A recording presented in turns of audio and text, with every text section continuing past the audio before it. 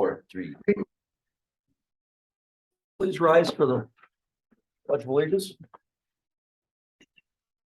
I pledge allegiance to the flag of the United States of America and to the republic which stands one nation under God, indivisible, with liberty and justice for all.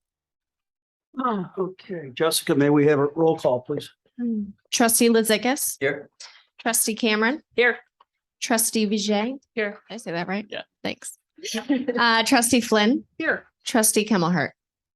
Trustee Shear. Here. Mayor Mercurio. I'm sorry, that should be Deputy Mayor Shear. Wow. Yeah. Makes me feel important. You are. Promotion. Very more. Yeah. Okay, thank you very much. Okay, may I have a motion to approve the minutes of the village board meeting for February 6th, 2022? So moved. Moved by Molly, second by That's me. Kristen. Further discussion? All in favor? Aye. Opposed? Motion carried.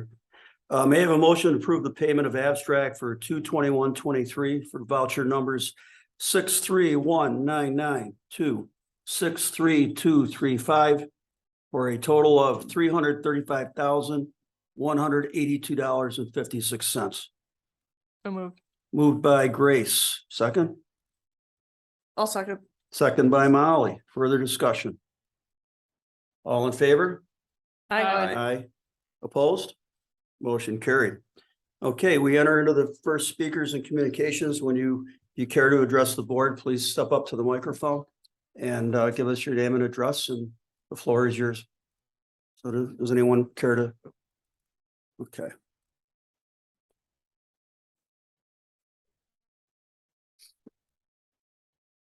Good evening. My name is John Wild. Address is 1559 Home Court, Alden, New York. I'm the Director of Political Affairs for IBW International Brotherhood of Electrical Workers Local 10. We represent electrical workers and gas workers in New York State, and we represent the members that work out of the East Aurora NYSEG office. I'm an electrical power lineman with 22 years experience, and 11 of those years I worked out of the East Aurora office. I'm here tonight on request to offer insight into New York State's CLCPA and the scoping plan that was approved by New York State Climate Action Council, and opinions on New York State's natural gas ban that's being proposed. The CLCPA is New York State's proposal to comply with the Paris Climate Agreement, and the Climate Action Council, which was political appointees, developed the scoping plan in 2022 to address greenhouse gas reduction mandated by those Paris agreements. In the New York State State of the State address, Governor Hochul furthered the scoping plan and detailed steps to reduce New York State's climate footprint or carbon footprint. Currently, 40% of electrical power generation in New York State comes from natural gas. And most of those sources are from outside of New York State. 60% of homes in New York State use natural gas for heating and for cooking, water heaters, and drying clothing. The scoping plan and Governor Hochul's State of the State plan is to completely remove natural gas as an energy source for New York State by 2050. So is this possible?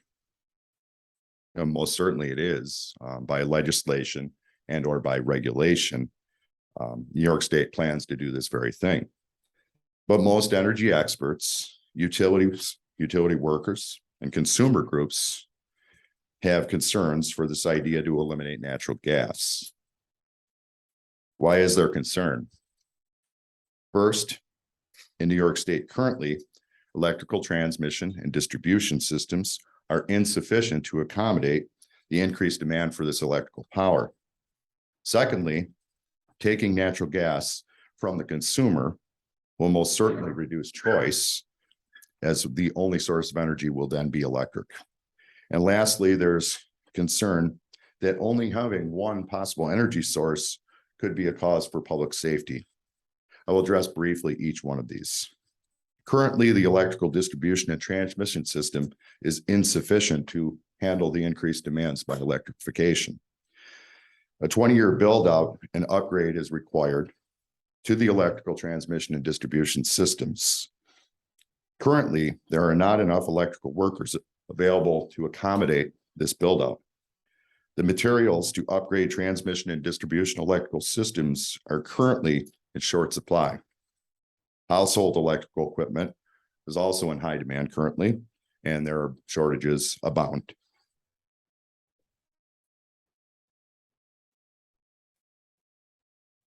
And the electrical charging stations for electric vehicles are currently insufficient and will need years of upgrades to make the possibility of long distance electric vehicle use practical. Second, natural gas provides energy diversity to our consumers. Taking choice away from the consumer will ultimately increase costs for the electrical consumption. The cost of the average New York State home to transition to all electric is estimated to be about $35,000 per home. Increased demand for electric, hot water tanks, electric stoves, water pumps will most likely increase the cost of those appliances also. Lastly, public safety could be at risk for only having one energy source available. Increased demand for electrical power without sufficient upgrades to the electrical distribution and transmission systems could lead to rolling blackouts and brownouts. During major weather events, electrical power, which is primarily exposed to the elements, can fail and could take long durations to restore.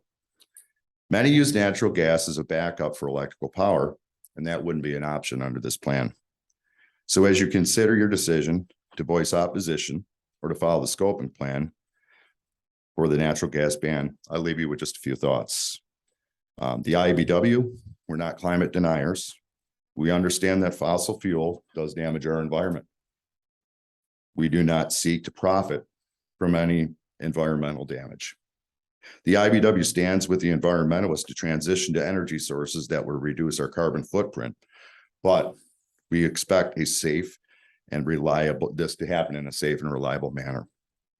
The IBW stands with our communities to provide safe, essential energy sources that are reliable and affordable.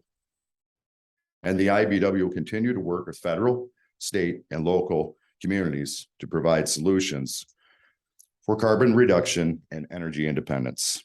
I thank you for your consideration and time. Thank you, Mr. Thank you. Wild. Thank you. Any other speakers and communications? We also have a second speakers and communications at the end of the meeting. If anybody wishes to address the board, you may do so at the end. Okay, at this point, we'll move into our public hearing. May I have a motion to open a public hearing to consider a special use permit application for the homegrown kitchen at 640, 650 Main Street by Abby Brown, new owner. So moved. Moved by Kristen, second by Steve. All in favor? Aye. Okay, meeting is open at 7:08 PM. Okay, at this point, do we have the owner present? Ms. Brown, you want to address the board, please? Hi, Abby Brown, 100 Creekside Lane, apartment 105, Arcade, New York. What do I? Well, just what, you know, your plans, are you changing anything within the store? Will it be the same, a similar setup? Yes, so I've been running it for roughly 3 years, so pretty much anything that has changed already is, which is just slight menu changes, just adding like paninis and stuff like that, but overall, not changing much. The menu is going to stay the same. And seating? Yep, the all seating's that. the same and everything like that. No major changes at all. Okay, all right. Does anybody have any questions? No, same hours, or it looks like 7 o'clock or 6 o'clock it's closed by, right? So it's not open in Yep, the evenings? yeah, we're just open 11 a.m. to 7 p.m. until Saturday, and then Sundays we close at 6. Okay. And you have outdoor seating for 8? Yep, just in the summer. Okay. Yeah. Looks fine to me. Okay, Yeah. anybody else? Anybody in the audience have a question from Abby Brown? No? Okay, thank you. Thank you. Thanks. May I have a motion to close this public hearing at 7:10? So moved. Moved by Steve, Second. second by Grace, all in favor? Aye. Aye. Public meeting, hearing is closed. Okay. All right, moving on to official considerations. 4A, may I have a motion to approve a special use permit application for the homegrown kitchen at 640, 650 Main Street by Abby Brown? So moved. Moved by Steve, Second. second by Kristen. Further discussion? All in favor? Aye. Aye. Opposed? Motion carried. B, may I have a motion to approve the initiation of justice court action at 146 The Meadow, Matthew Hall, Antonia Dragert Hall, for failure to follow section 285-30.3A fences as required by a denial of the zoning board of appeals. May I have a motion? Sure, I'll make the motion. Motion made by Molly. Do I have a second? Second. Second by Steve. Further discussion? Yeah, Liz, can you, Liz, you want to explain? is this the one that we told them to take it down and they haven't taken it down by the corner there? by Correct, the last tennis court? March. Yeah, Last March. Mhm. right. And it was denied. We went around and around a little bit. And then he failed to respond to any of our notices. So this is the next step to send them to court. The new code section of the village code does ask for approval to send them to court. So this is the first one that you've seen. You'll see more like it. And Oh, that was before I left. Wow, okay, it is before you left. Yep. okay. Wow. Okay, any other questions from the board? Okay, motion was made by Molly, seconded by Steve. All in favor? Aye. Aye. Opposed? Motion carried.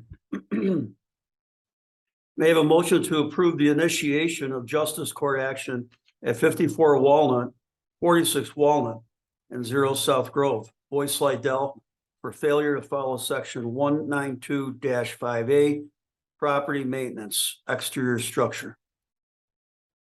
So moved. Moved by Grace. Kristen, Second. second by Steve. Further discussion? Liz, you want to elaborate? Sure. So the 0 South Grove is the building on the campus that has been under discussion for a very, very long time. Precedes my time in the department, but and then the other two properties are the Bungle House, the little blue one on Walnut, and then the one next door, the Fournier House, which of all three, the Fournier House is in the best condition, but none of them have had any attention in recent memory. And they're all in various states of disrepair without any action at all. Yeah, the roof of the carriage. I was gonna shed. say, it's a safety issue now, right? Is that? The roof of that carriage shed, I was looking at it today from Walnut, from the sidewalk, Right. it's looking rough. I mean, Right, and it's- there were some very large pine trees in the front of that little blue building that were Right. screening it very well. So it was very difficult to see the building from its entirety without being invited onto the property. I was able to see the front and the south side. But the north side was kind of hidden because of the trees. He took those down last year, so it made it very obvious the condition that structure's in. I've not been in that building. I've not been in the Fournier House, much of the Fournier House. I was in it, and we were in the stock house. You have the report on that. So, so we have had some interior inspections, but not many.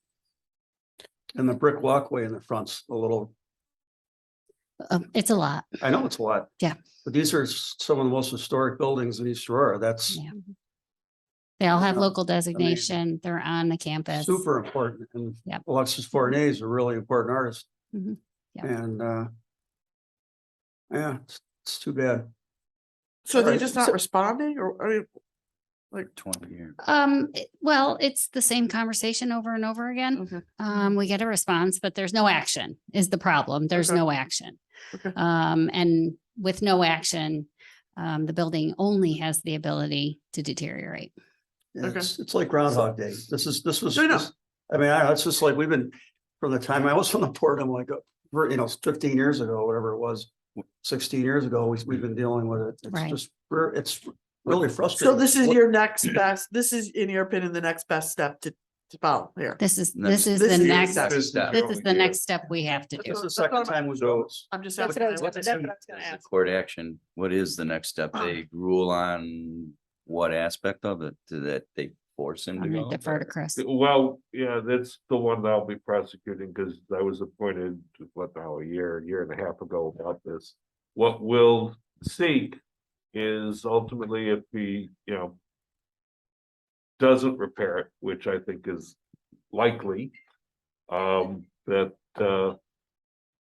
perhaps we can get him to turn it over to either the Roycroft or that building or the campus or someone else. Someone else, okay.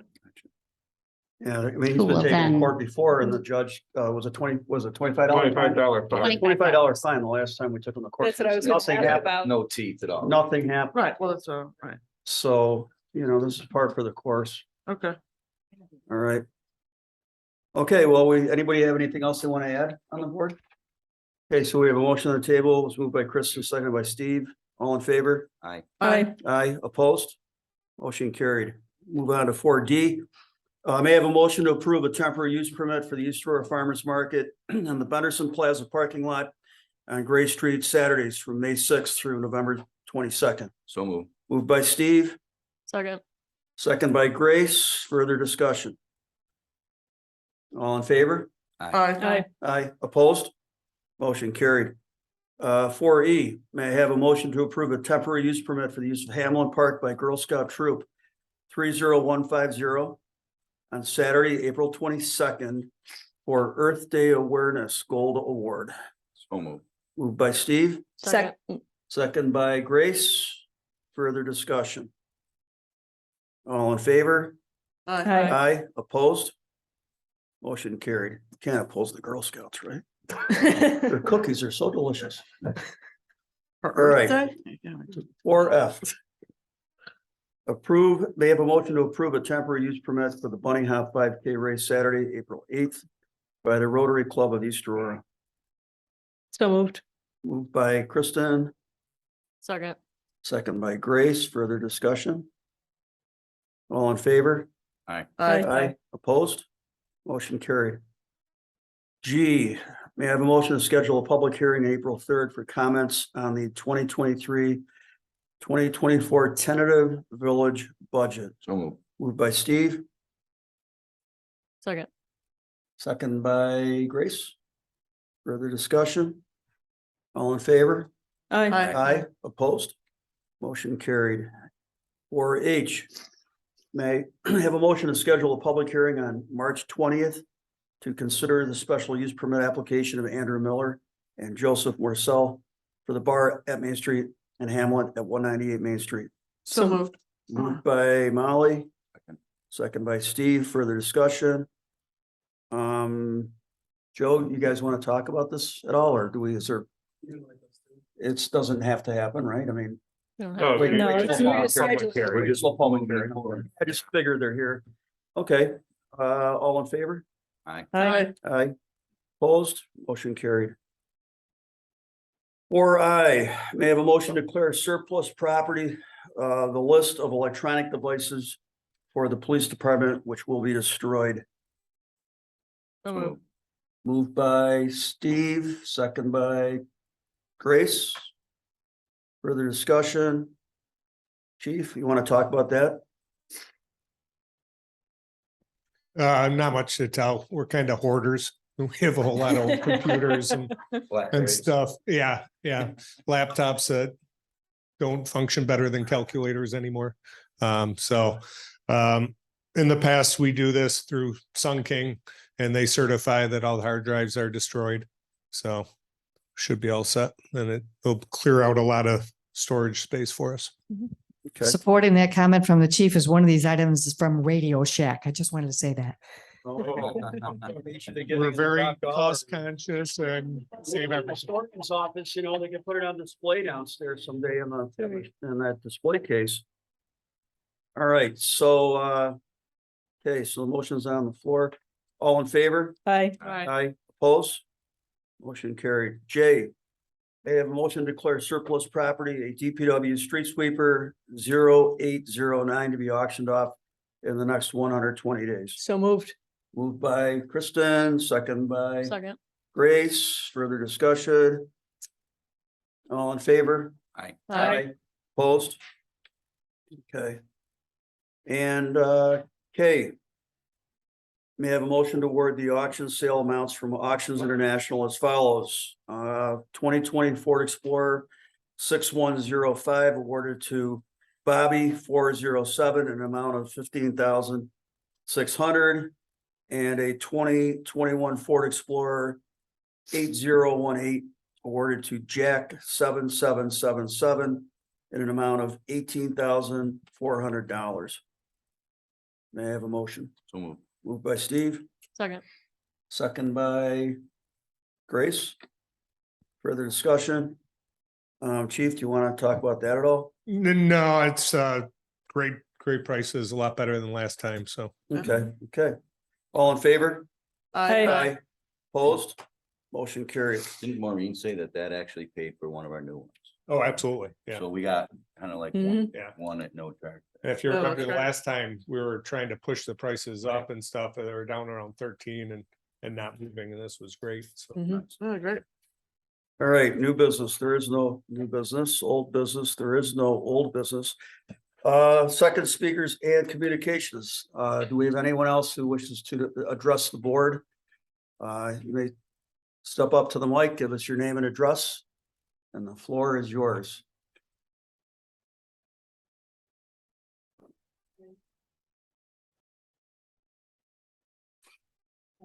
Thank you, Mr. Shear. Trustees, Margaret Potter, 114 Park Place. I just arrived, so I'm not sure what comments you've heard already tonight regarding the resolution in opposition to the proposed ban on natural gas heating and appliances in New York State, but I'd like to address that if I may. Okay.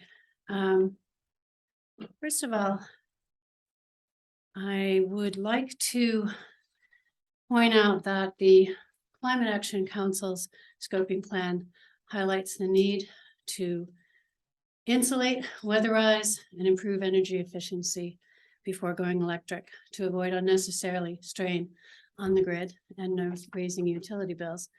And that is one point that the resolution seems to be concerned with. Another point regarding energy production and distribution and the impact on working families. The Inflation Reduction Act, which is the most sweeping climate legislation in US history, provides tax credits, rebates, and low-cost financing to help homeowners afford the cost of improving the energy efficiency of their homes, particularly for low to moderate income households. One of the points raised in the resolution is the lack of heat in power outages. And in my limited experience, gas furnaces of today don't run in a power outage, at least not the one in my home. So that seems to be a misleading proposition. As far as technological limitations on electrification, I would say that properly installed cold climate heat pumps are cheaper and more efficient than dual fuel, gas, propane, and oil systems. And their reliability has been proven in even the coldest parts of the US, being Caribou, Maine. And that is something that is noted by Efficiency Maine Trust, which is a quasi-governmental body that is overseen by the Maine Public Utilities Commission. So I really want to say that the transition to clean and renewable energy sources is happening already. It's driven by capitalism, by free enterprise and free markets. And I don't want to see my community left behind in that new revolution. So I think the proposed resolution represents a campaign that is based in fear and driven by fossil fuel industry interests. So I would urge the village to do a couple of things. Seek out the advice and counsel of climate experts as a means to make informed decisions on climate conscious issues going forward. And that the rejection of this proposal would also be a way for you to honor your pledge to be a climate smart community. Thank you. Okay, anyone else wish to address the board? Anything? For the last speakers of communication. Okay. All right. So department head reports. Chief Krieger. Nothing tonight. Okay, thank you. Superintendent Hay. Nothing as well. Okay, Liz. Liz has Oh, Liz is left. not here. Nothing. She's working on those enforcement actions is what she's doing. Just vanished. Kathy, anything? So on behalf of Maureen, who is couldn't be here tonight, and myself, she did want me to mention that our election is upcoming. It's the 21st, if I have that correct, in March. So a month from today, exactly. Somebody knows that off the top. The day of their before my head. birthday. So, oh, well, there you go. Maybe you'll get a present. So, Yeah. so we have the deadline for filing was Valentine's Day. And there are 3 seats that are up and there are 3 people who have filed. So it's, I guess, for most people would consider that an uncontested election. Of course, there's always a possibility for write-ins, and we had quite a robust write-in campaign within recent memory. So that's something else to keep in mind. But we do have that coming up. I'm sure we'll mention it again at our next village board meeting, and we'll be reminding everyone to go out and vote in that village election. So that's obviously very important. The other thing, just we have, it's been a very long time coming for a variety of reasons, but I did put together a very detailed package for our bid plans and specs for our fences to go up in Hamlin Park around the pickleball and tennis courts, and including the posts that are going to hold the nets and everything else. So that's out right now. That advertisement ran in the newspaper last week. I did proactively and coordinated with Matt and the mayor and others and sent those out to some fence companies.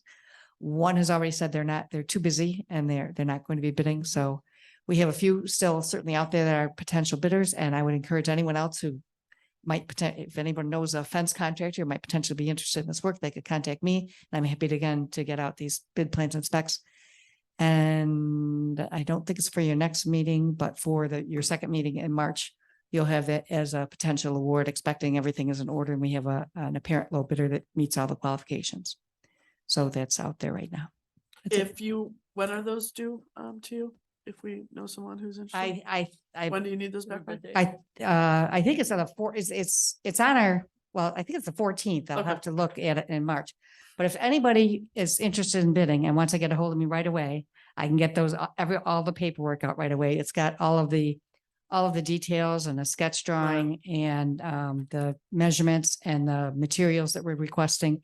There's actually a base bid for just plain old chain link fence. And then there's an alternate to have a little bit nicer looking with like the black vinyl coated around the chain link. And then actually the residents had asked, I don't know if you were at that meeting or not, Ernie, or any other board members, had asked for even a fancier fence that they said they could potentially pay the difference if that alternate came in. I don't know exactly how that would potentially work, but that would have an even nicer post rather than just a regular round post that you used to for a fence like that. It would have some fancier ones. It's all detailed in the plans and specifications. So again, anyone who's interested, please contact me and I'm happy to get them all that information. Thanks. Okay, thanks, Kat. Anything else? Okay, Steve? All set. Holly? I'm good. Kristen? All set, thanks. Grace? Me? I took a tour of the fire department with Aaron Dens over there. It was great. He is a very knowledgeable young man. And they're always looking for volunteers, so just get the word out and help them out there. It's a beautiful building It is- and I have nothing, so. So I guess, do we have a motion to adjourn? May I have a motion to adjourn? So move. Moved by Steve, Second, second by Kristen. we could just stay here. Okay. All in favor? Aye. Aye. Opposed? We are adjourned. Thank you.